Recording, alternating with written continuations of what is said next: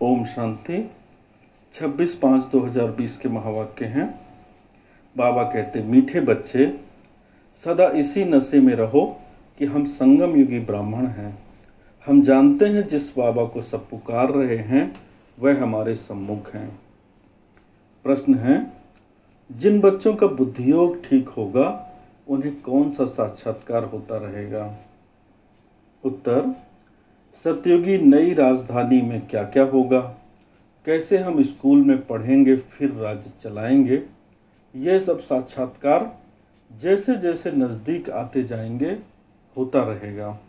परंतु जिनका बुद्धि योग ठीक है, जो अपने शांति धाम और सुख धाम को याद करते हैं, धंधा दौरी करते भी एक बाप की याद में रहते हैं, उन्हें ही यह सब साक्षात्कार होंगे।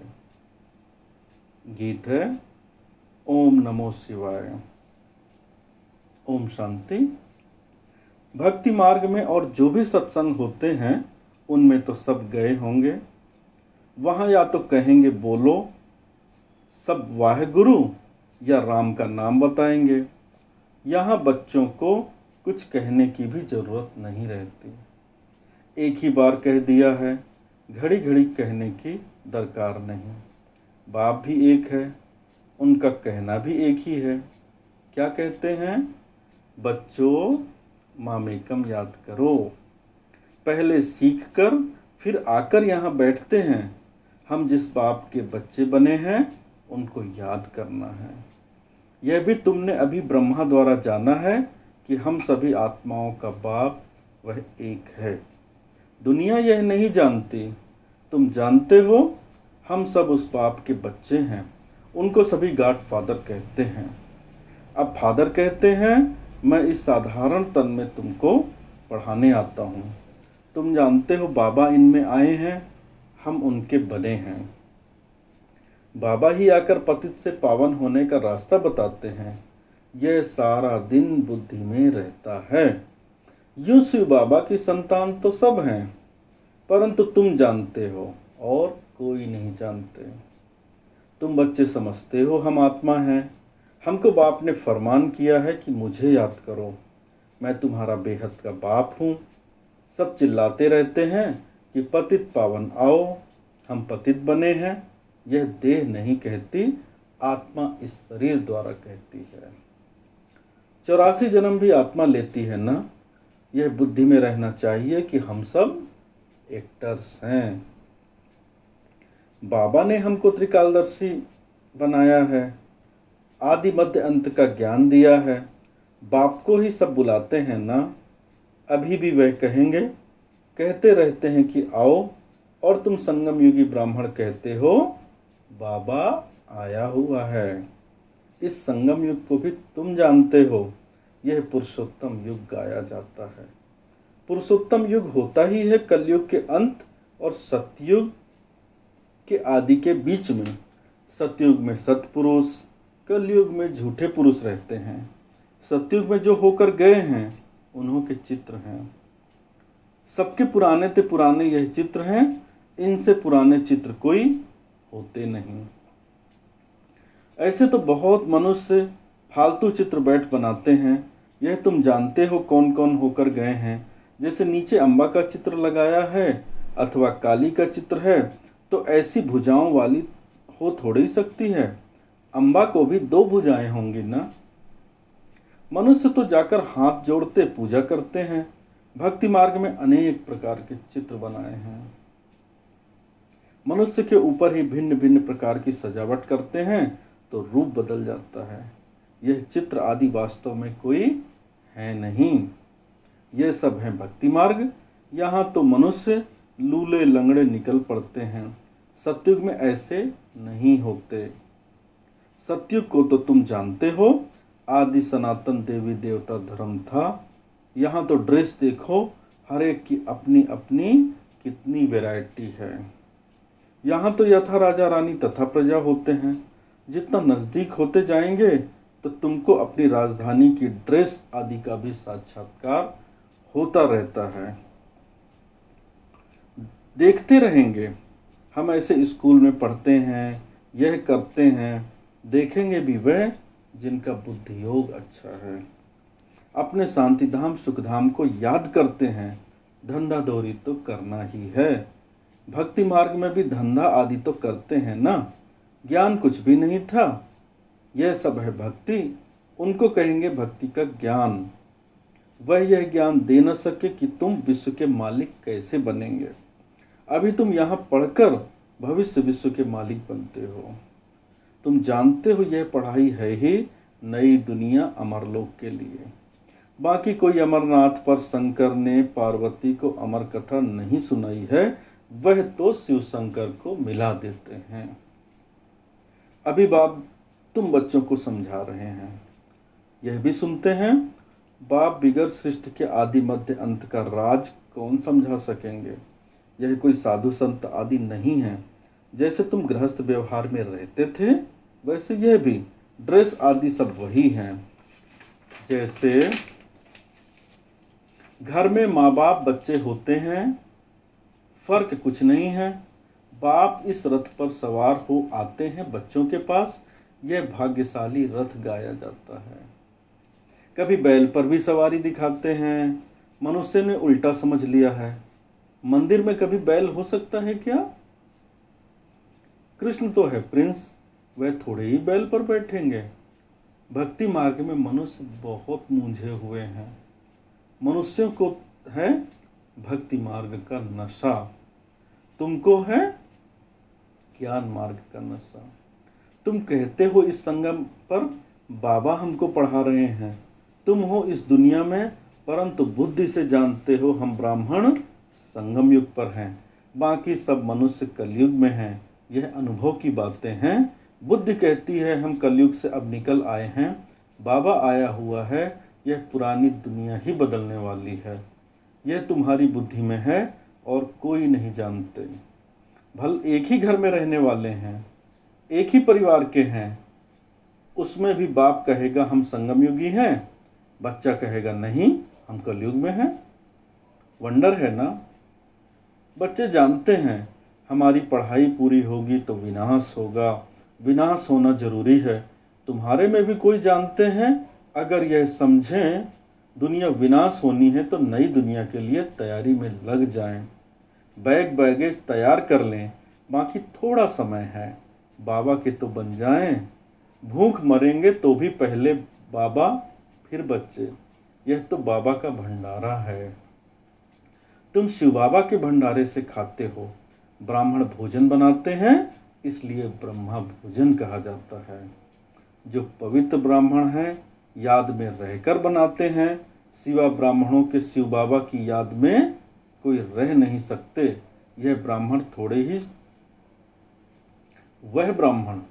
थोड़े ही शिव बाबा की याद में रहते हैं।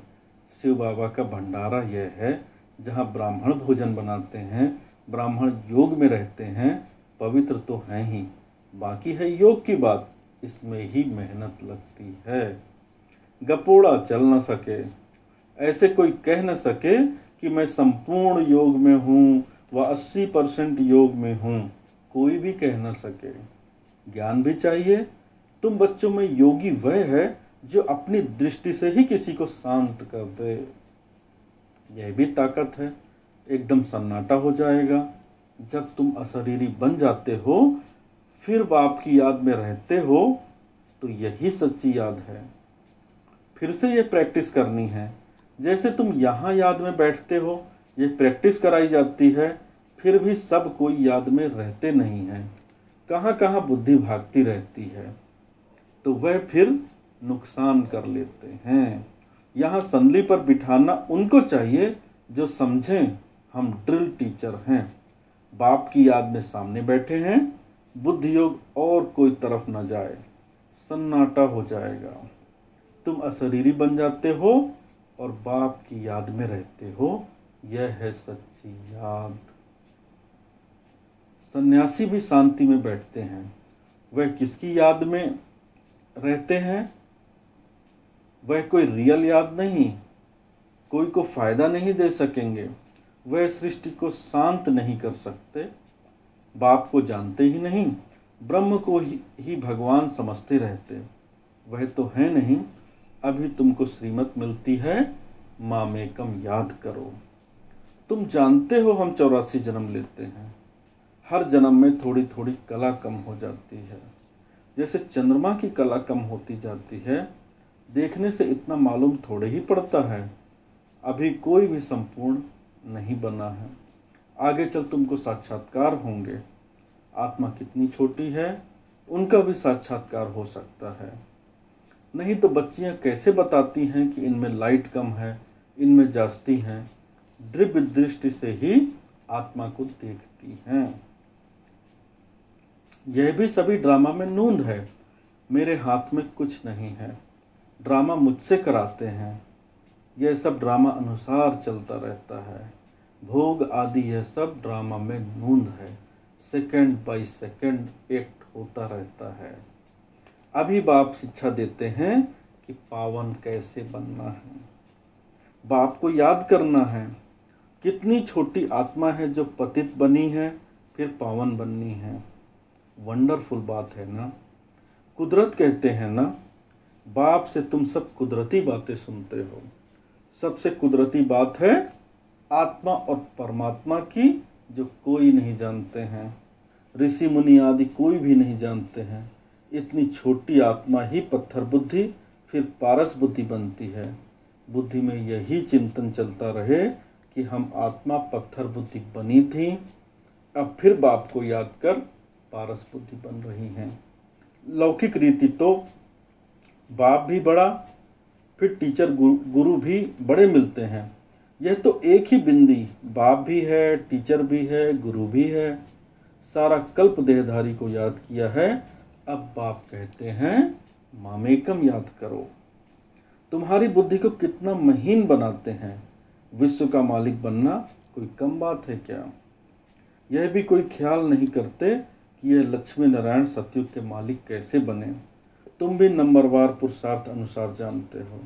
नया कोई इन बातों को समझ न सके। पहले मोटे रूप से समझा, फिर महीनता से समझाया जाता है। बाप है बिंदी, वह फिर इतना बड़ा बड़ा लिंग रूप बना देते हैं। मनुष्यों के भी बहुत बड़े बड़े चित्र बना देते हैं, परंतु ऐसे है नहीं। मनुष्यों के शरीर तो यही होते हैं। भक्ति मार्ग में क्या क्या बैठ बनाया है। मनुष्य कितना मूझे हुए हैं। बाप कहते हैं जो पास्ट हो गया वह फिर होगा। अभी तुम बाप की श्रीमत पर चलो। इनको भी बाबा ने श्रीमत दी, साक्षात्कार कराया ना। तुमको हम बादशाही देता हूं, अब इस सर्विस में लग जाओ। अपना वर्षा लेने का पुरुषार्थ करो। यह सब छोड़ दो तो यह भी निमित्त बना। सब तो ऐसे निमित्त नहीं बनते हैं जिनको नशा चढ़ा तो आकर बैठ गए। हमको तो राजाई मिलती है, फिर यह पाई पैसे क्या करेंगे। तो अब बाप बच्चों को पुरुषार्थ कराते हैं। राजधानी स्थापन हो रही है। कहते भी हैं हम लक्ष्मी नारायण से कम नहीं बनेंगे। तो श्रीमत पर चलकर दिखाओ, चूचा मत करो। बाबा ने थोड़े ही कहा बाल बच्चों का क्या हाल होगा। एक्सीडेंट में अचानक कोई मर जाते हैं तो कोई भूखा रहता है क्या। कोई ना कोई मित्र संबंधी आदि देते हैं खाने के लिए। यहाँ देखो बाबा पुरानी झोपड़ी में रहते हैं, तुम बच्चे आकर महलों में रहते हो। बाप कहेंगे बच्चे अच्छी रीति रहें, खाए पिए, जो कुछ भी नहीं ले आए हैं उनको भी सब कुछ अच्छी रीति मिलता है। इस बाबा से भी अच्छी रीति रहते हैं। शिव बाबा कहते हैं हम तो हैं ही रमता योगी, कोई कभी कल्याण करने जा सकता हूँ। जो ज्ञानी बच्चे हैं वह कभी साक्षात्कार आदि की बातों में खुश नहीं होंगे, सिवाय योग के और कुछ भी नहीं। इन साक्षात्कार की बातों में खुश नहीं होना है। अच्छा के बाद क्या बोलते हैं बाबा। मीठे मीठे सिकिलते बच्चों प्रति माता पिता बाप दादा का याद प्यार और गुड मॉर्निंग। रूहानी बाप की रूहानी बच्चों को नमस्ते। हम रूहानी बच्चों की रूहानी माता पिता बाप दादा को बहुत बहुत याद प्यार, गुड मॉर्निंग और नमस्ते नमस्ते नमस्ते। शुक्रिया बाबा, थैंक्स। धारणा के लिए मुख्य सार। पहली पॉइंट है योग की ऐसी स्थिति बनानी है जो दृष्टि से ही किसी को शांत कर दे, एकदम सन्नाटा हो जाए। इसके लिए अशरीरी बनने का अभ्यास करना है। दूसरा है, ज्ञान के सच्चे नशे में रहने के लिए याद रहे कि हम संगम युगी हैं। अब यह पुरानी दुनिया बदलने वाली है। हम अपने घर जा रहे हैं। श्रीमत पर सदा चलते रहना है, चूचा नहीं करनी है। वरदान है, लक्ष्य के प्रमाण, लक्षण के बैलेंस की कला द्वारा चढ़ती कला का अनुभव करने वाले बाप समान संपन्न भव। विस्तार है, बच्चों में विश्व कल्याण की कामना भी है तो बाप समान बनने की श्रेष्ठ इच्छा भी है, लेकिन लक्ष्य के प्रमाण जो लक्षण स्वयं को व सर्व को दिखाई दें उसमें अंतर है। इसलिए बैलेंस करने की कला अब चढ़ती कला में लाकर इस अंतर को मिटाओ।